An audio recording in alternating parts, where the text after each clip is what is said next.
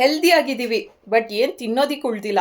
Because ಏನು ತಿಂದರೂ ಏನಾದರೂ ಒಂದು ಕಾಯಿಲೆ ಬರುತ್ತೆ ಅಂತ ಭಯ ಹುಟ್ಬಿಟ್ಟಿದೆ. ಯಾಕೆ ಹೇಳಿ?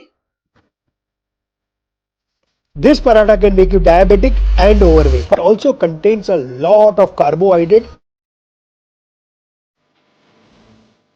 व्हाइट राइस नहीं खाने चाहिए क्योंकि व्हाइट राइस जो है वो प्रोसेस जो है, जब ब्राउन राइस को प्रोसेस किया जाता है तो व्हाइट राइस मिलते हैं।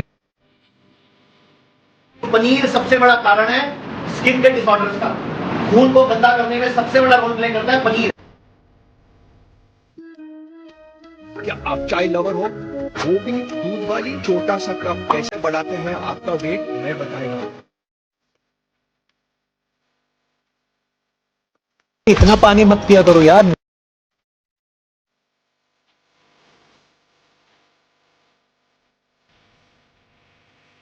If you really see the amount of pollution we are all facing. ಇವನ್ ನೀರು ಕುಡಿಯೋದಕ್ಕೆ ನಾವು ಯೋಚನೆ ಮಾಡಬೇಕು, ಹಾಗಾಗೋಗಿದೆ.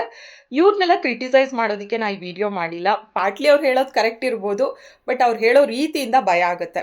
ಸೊ ಇವಾಗೇನು ನೀವು ಹೇಳ್ತೀರಾ ಯಾವ್ದು ತಿನ್ನಬೇಕು ಯಾವ್ದು ತಿನ್ನಬಾರ್ದು ಅಂತ ನೀವು ಅಂದ್ಕೊಂಡ್ರೆ ಖಂಡಿತವಾಗ್ಲೂ ಇಲ್ಲ. ಸಿಂಪಲ್ ಆಗಿ ನಿಮಗೆಲ್ಲ ಅರ್ಥ ಆಗಬೇಕು ಅಂತಲೇ ನಾನು ವಿಡಿಯೋ ಮಾಡ್ತೀನಿ. ಈ ಒಂದು ವಿಚಾರದಲ್ಲೂ ಕೂಡ ಒಂದು ಕಂಪ್ಯಾರಿಸನ್ ಮಾಡೋಣ ಇವತ್ತು, ಡ್ರೆಸ್ ಹಾಗೂ ನಿಮ್ಮ ಒಂದು ಫುಡ್. ಓಕೆ, ಫಸ್ಟ್ ಪಾಯಿಂಟ್, ನಿಮ್ಮ ಕಬರ್ಡ್ನಲ್ಲಿ ಎಷ್ಟು ಡ್ರೆಸ್ಸಸ್ ಇರುತ್ತೆ ಅದನ್ನ ತೊಗೊಳೋದಕ್ಕೆ ನಿಮ್ಮ ಹತ್ರ ಸರ್ಟನ್ ಅಮೌಂಟ್ ಆಫ್ ಹಣ ಇರಬೇಕಲ್ವಾ.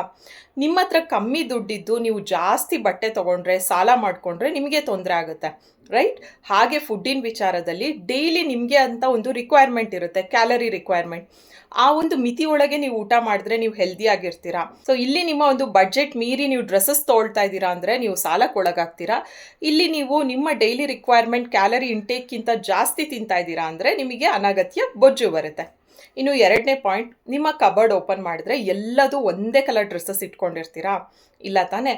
ಹಾಗೆ ನಿಮ್ಮ ಊಟದ ತಟ್ಟೆಲಿ ಕೂಡ ಅದು ಕಲರ್ಫುಲ್ ಆದಷ್ಟು ಹೆಲ್ದಿ ಆಗಿರುತ್ತೆ. ಎಕ್ಸಾಂಪಲ್, ತುಂಬ ಸ್ಯಾಲೆಡ್ಸ್ಗಳಿರಬೇಕು, ಬೇರೆ ಬೇರೆ ತರಕಾರಿಗಳು ತಿನ್ನಬೇಕು, ರಾಗಿ ಮುದ್ದೆ ಇರ್ಬೋದು, ಕರ್ಡ್ ಇರ್ಬೋದು, ಎಲ್ಲ ಬಣ್ಣಗಳು ಸೇರಿದಾಗ ಅದು ಚೆನ್ನಾಗಿರುತ್ತೆ. ಕೇವಲ ಅನ್ನ ರಸಮ್ ವೈಟೇ ಹೆಚ್ಚಾಗಿ ಕಾಣ್ತಾ ಇದೆ ಅಂದರೆ ಅಷ್ಟೊಂದು ಹೆಲ್ದಿ ಫುಡ್ ಅಂತ ನಾವು ಅದನ್ನ ಕನ್ಸಿಡರ್ ಮಾಡೋದಿಲ್ಲ. ಎರಡನೇ ಪಾಯಿಂಟ್, ಈಗ ನೀವು ಹೆಣ್ಮಕ್ಳಿರ್ಬೋದು ಅಥವಾ ಗಂಡ್ಮಕ್ಳೇ ಇರ್ಬೋದು, ಒಂದು ಕಂಪ್ಲೀಟ್ ಸೆಟ್ ಆಫ್ ಡ್ರೆಸ್ ಇರುತ್ತಲ್ವಾ. ಕೇವಲ ಶರ್ಟ್ ತೊಗೊಳ್ತೀರಾ, ಪ್ಯಾಂಟೇ ತೊಗೊಳೋದಿಲ್ಲ, ಇಲ್ಲ ನೀವು ಬರೀ ಚೂಡಿದಾರ್ ಟಾಪು, ಲೆಗ್ಗಿಂಗ್ಸ್ ಇಲ್ಲ, ದುಪ್ಪಟ್ಟ ಇಲ್ಲ ಅಂದರೆ ಅದು ಒಂದು ಕಂಪ್ಲೀಟ್ ಡ್ರೆಸ್ ಅಲ್ಲ, ಅದು ಹಾಕಿದ್ರೆ ನೀವು ಚೆನ್ನಾಗೂ ಕಾಣಿಸೋದಿಲ್ಲ. ಹಾಗೆ ಫುಡ್ ವಿಚಾರದಲ್ಲಿ ನಿಮ್ಮ ಒಂದು ತಟ್ಟೆನಲ್ಲಿ ಕೇವಲ ಕಾರ್ಬೋಹೈಡ್ರೇಟ್ಸ್ ಇದ್ದರೆ ಅದು ನಿಮಗೆ ಹೆಲ್ದಿ ಅಲ್ಲ. ಕರೆಕ್ಟಾಗಿ ಬ್ಯಾಲೆನ್ಸ್ಡಾಗಿ ಇರಬೇಕು ಅಂತ ಹೇಳಿದ್ರೆ ಅದರಲ್ಲಿ ಪ್ರೋಟೀನ್ ಇರಬೇಕು, ಫೈಬರ್ ಇರಬೇಕು, ಫ್ಯಾಟ್ ಇರಬೇಕು. ಆವಾಗ ಮಾತ್ರ ಅದು ಕಂಪ್ಲೀಟ್ ಬ್ಯಾಲೆನ್ಸ್ ಡಯಟ್ ಆಗೋದು. ಥರ್ಡ್ ಪಾಯಿಂಟ್, ನಿಮ್ಮ ಒಂದು ಕಬರ್ಡ್ನಲ್ಲಿ ಒಂದು party wear, western wears and ನಿಮ್ಮ ಹಬ್ಬಗಳಿಗಾಗಿ ಮೈಸೂರು ಸಿಲ್ಕ್ ಸ್ಯಾರಿ ಇರ್ಬೋದು, ದಾವಣಿ ಇರ್ಬೋದು, ಇದೆಲ್ಲ ಇಟ್ಕೊಂಡಿರ್ತೀರ. ಇದನ್ನು ಒಂದು ಒಕೇಶನ್ ಬಂದಾಗ ನೀವು ಹಾಕ್ಕೊಳ್ತೀರಾ, ಆ ಕ್ಷಣಕ್ಕೆ ನಿಮಗೆ ಖುಷಿ ಆಗುತ್ತೆ. ಡೈಲಿ ನೀವು ಅದನ್ನೇ ಹಾಕ್ಕೊಂಡಿರಿ ಅಂತ ಹೇಳಿದ್ರೆ ನಿಮಗೆ ಕಂಫರ್ಟೇಬಲ್ ಫೀಲ್ ಆಗುತ್ತಾ? ಇಲ್ಲ ಅಲ್ವಾ? ಅದೇ ಥರ ಫುಡ್ಡಲ್ಲೂ ಅಷ್ಟೇ. ಯಾವತ್ತೋ ಒಂದು ದಿವಸ ನೀವು ಹೋಗಿ ನೀವು ಪಿಜ್ಜಾನೋ ಬರ್ಗರೋ ತಿಂದಿದ್ದೀರಾ ಅಂದರೆ ಓಕೆ, ಆ ದಿವಸ ನಿಮ್ಮ ಬಾಯಿ ರುಚಿಗೆ ಖುಷಿ ಆಗುತ್ತೆ, ಬಟ್ ಅದನ್ನೇ ನೀವು ಹ್ಯಾಬಿಟ್ ಮಾಡಿಕೊಂಡ್ರೆ ಅದು ನಿಮ್ಮ ಹೊಟ್ಟೆಗೆ, ಹೆಲ್ತಿಗೆ ಒಳ್ಳೆಯದಲ್ಲ. ಫೋರ್ತ್ ಪಾಯಿಂಟ್, ನೀವು ವಾರದಲ್ಲಿ 1-2-3 ಸಲ ಜಿಮ್ ಹೋಗ್ತೀರಾ, ಎಕ್ಸಸೈಸ್ ಮಾಡ್ತೀರಾ ಅಂತ ಹೇಳಿ ಜಿಮ್ ವೇರ್ ಇಟ್ಕೊಂಡಿರ್ತೀರಲ್ಲ, ಹಾಗೆ ಫುಡ್ ವಿಚಾರದಲ್ಲೂ ವಾರದಲ್ಲಿ 1 ಸತಿ 2 ಸತಿ ನೀವು ನಾನ್ ವೆಜ್ ತಿನ್ನೋದ್ರಿಂದ, ಮಟನ್ ಚಿಕನ್ನಿಂದ ಯಾವುದೇ ತೊಂದರೆ ಇಲ್ಲ.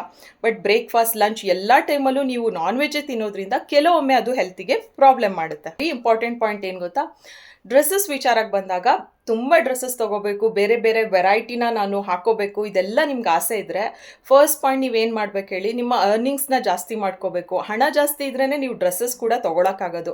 ಹಾಗೆ ಫುಡ್ ವಿಚಾರದಲ್ಲಿ ನಿಮಗೆ ಜಾಸ್ತಿ ತಿನ್ನಬೇಕು, ಬೇರೆ ಬೇರೆ ಫುಡ್ ಐಟಮ್ಸ್ ಬಗ್ಗೆ ಆಸೆ ಆಗುತ್ತೆ ಅಂದರೆ ನಿಮ್ಮ ಎನರ್ಜಿ ಎಕ್ಸ್ಪೆಂಡಿಚರ್ ಕೂಡ ಜಾಸ್ತಿ ಇರಬೇಕು. ಅಂದರೆ ಹೆಚ್ಚಿಗೆ ಎಕ್ಸಸೈಸ್, ವಾಕಿಂಗ್ ನೀವು ಮಾಡಿದ್ರೆ ನಿಮ್ಮ ಕ್ಯಾಲರಿ ರಿಕ್ವೈರ್ಮೆಂಟ್ ಜಾಸ್ತಿ ಆಗುತ್ತೆ.